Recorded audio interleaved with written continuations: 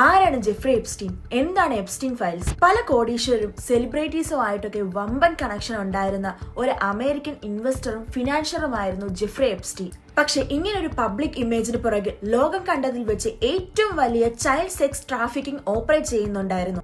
എപ്സ്റ്റീന്റെ വലങ്കൈയായിരുന്ന Ghislaine Maxwell ആയിരുന്നു ഈ ഒരു സാമ്രാജ്യത്തിന്റെ അടിത്തറ പാകിയത്. പ്രായപൂർത്തിയാകാത്ത പെൺകുട്ടികളെ പ്രലോഭിപ്പിച്ചും മികച്ച ജോലി വാഗ്ദാനം നൽകിയും അവരുടെ ദാരിദ്ര്യത്തെ ചൂഷണം ചെയ്തും അവരെ എപ്സ്റ്റീന്റെ ചരടുവലികൾക്ക് ഇരയാക്കി. മസാജ് എന്ന പേര് തുടങ്ങിയ ഈ ചൂഷണം ലോകത്തിലെ തന്നെ ഏറ്റവും വലിയ ലൈംഗിക അടിമത്ത ശൃംഖലായി വളർന്നു. ചിക്കന്റെ ഒപ്പം മനുഷ്യന്റെ ഇറച്ചി കൂടി ഡൈനിങ് ടേബിൾ വിളമ്പുക, പ്രായപൂർത്തിയാകാത്ത പെൺകുട്ടികളെ തട്ടിക്കൊണ്ടുപോയി അവരെ ക്രൂരമായി ഉപദ്രവിക്കുക, ചെറിയ കുട്ടികളെ പിടിച്ചുകൊണ്ടുപോയി അവരെക്കാട്ടി ചെറിയ കുട്ടികളെ കൊല്ലിക്കുക, അവരുടെ രക്തം കുടിപ്പിക്കുക, ഇതൊക്കെയായിരുന്നു എപ്സ്റ്റീന്റെ വിനോദങ്ങൾ.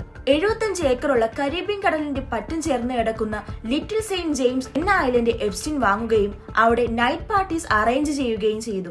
ഈ നൈറ്റ് പാർട്ടീസിൽ പലപ്പോഴും വന്നിരുന്നത് ലോകത്തിന്റെ തന്നെ വിധി നിശ്ചയിക്കുന്ന പല പ്രമാണികളായിരുന്നു. ഈ ദ്വീപിലേക്ക് എത്താൻ എപ്സ്റ്റീൻ ഉപയോഗിച്ചിരുന്നത് തന്റെ സ്വകാര്യ വിമാനമായിരുന്ന ലോലിത എക്സ്പ്രസ് ആയിരുന്നു.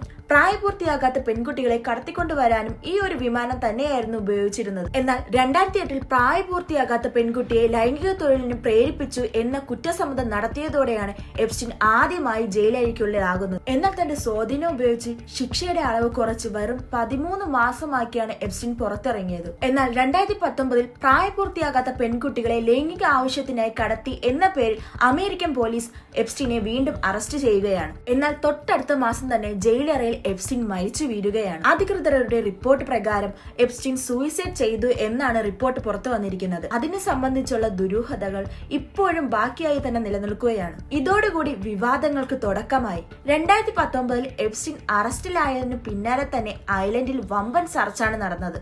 അവിടെ നിന്ന് കിട്ടിയ പല ഡോക്യുമെന്റ്സും അമേരിക്കൻ പോലീസ് സൂക്ഷിച്ചു വെക്കാൻ തുടങ്ങി. 2019 എപ്സ്റ്റീൻ മരിക്കുന്നതിന്റെ ആ ടൈമിൽ ഈ ഡോക്യുമെന്റ്സ് ഒക്കെ പുറത്തു വിടണം എന്ന് പറഞ്ഞു ഒരുപാട് കലാപങ്ങൾ ഉണ്ടായി.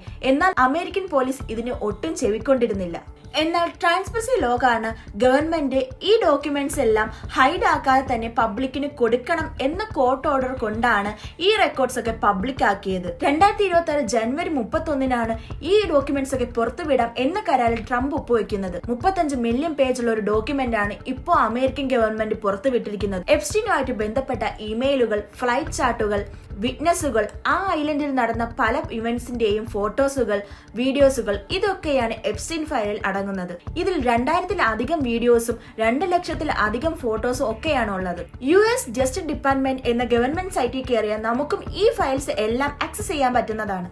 എപ്സ്റ്റീൻ ഫയൽസുകൾ പുറത്തുവിട്ടതോടെ ലോകം തന്നെ ഞെട്ടിത്തരിച്ചിരിക്കുകയാണ്. അത്രയ്ക്കും ക്രൂരമായ കാര്യങ്ങളാണ് അതിൽ നിന്നും പുറത്തു വന്നിരിക്കുന്നത്. US president Donald Trump, pop രാജാവ് മൈക്കിൾ ജാക്സൺ, ചലച്ചിത്ര നിർമ്മാതാവ് ഹാരൻ വെസ്റ്റിൻ, ബിൽ ഗേറ്റ്സ്, ഇലോൺ മസ്ക്, എന്തിനധികം പറയുന്നു, നമ്മളൊക്കെ ആരാധനയോട് മാത്രം കണ്ട സ്റ്റീഫൻ ഹോക്കിങ്സ് പോലും ഈ ഒരു ലിസ്റ്റിലുണ്ട്. 1600-ൽ-അധികം തവണയാണ് US പ്രസിഡന്റായ ഡൊണാൾഡ് ട്രംപിന്റെ പേരും ഫോട്ടോസും ഇതിൽ ഉപയോഗിച്ചിരിക്കുന്നത്. ഈ ഒരു ഫയലുകൾ പബ്ലിക്കിന് ഹൈഡാക്കാതെ കൊടുക്കണം എന്ന് പറഞ്ഞിട്ട് കൂടി ഒരുപാട് പേജുകൾ ബ്ലാക്ക് കളറിൽ കിടക്കുന്ന കാണാം. ഇവിടെയൊക്കെ ഒന്നുകിൽ നമ്മൾ കാണരുത് എന്ന് ആഗ്രഹിക്കുന്ന പല പ്രമുഖരുടെ പേരുകളും ഫോട്ടോസുകളും അല്ലെങ്കിൽ വിക്ടിംസിന്റെ നെയിമോ ഒക്കെയാകാം. ഇന്ത്യയായിട്ടും ഇത് റിലേറ്റ് ചെയ്തിരിക്കുകയാണ്. ഇന്ത്യയുടെ പ്രധാനമന്ത്രി നരേന്ദ്രമോദിയുടെ പേരും ഈ ഒരു എപ്സ്റ്റീൻ ഫയലിൽ പരാമർശിക്കുന്നുണ്ട്. സെക്സ് റാക്കറ്റിന്റെ പേരിൽ അല്ലെങ്കിൽ കൂടിയും ഇസ്രായേലായിട്ടുള്ള പല കൂടിക്കാഴ്ചകളും എപ്സ്റ്റീൻ മൂലം ഉണ്ടായതാണെന്ന് എന്ന കോൺസ്പിറൻസിയാണ് ഇതുവഴി ഉണ്ടായിക്കൊണ്ടിരിക്കുന്നത്. അമേരിക്കൻ ഏജൻസി പകുതി രേഖകൾ പോലും പുറത്തുവിട്ടിട്ടില്ല. ഇപ്പോഴും പല പേരുകളും ഫോട്ടോസുകളും ഒക്കെ ഹൈഡ് ചെയ്ത് തന്നെയാണ് വെച്ചിരിക്കുന്നത്. ഇനിയും ആരുടെയൊക്കെ ഏതൊക്കെ പ്രമാണികളുടെ ഏതൊക്കെ സെലിബ്രിറ്റീസുകളുടെ പേരുകളാണ് അതിലുള്ളത്? എങ്ങനെ ഇങ്ങനെ ഒരു കൊടും ക്രൂരതയ്ക്ക് ഇവർക്കെല്ലാം കൂട്ടുനിൽക്കാൻ തോന്നി? നമ്മുടെ രാജ്യങ്ങൾ ഇവരുടെ കയ്യിലൊക്കെ സുരക്ഷിതമാണോ? ഇനിയും പുറത്തു വരാത്ത ഇതേപോലെ ഞെട്ടിക്കുന്ന എത്ര സത്യങ്ങൾ ഇനിയുമുണ്ട്? ഇതിന് പിന്നിൽ ഇനിയും ഇതേപോലുള്ള നിഗൂഢ രഹസ്യങ്ങൾ ഒളിഞ്ഞിരിപ്പുണ്ടോ? ഇതെല്ലാം നമുക്ക് മുന്നിൽ ഒരു ചോദ്യചിഹ്നമായി തന്നെ നിലനിൽക്കുകയാണ്.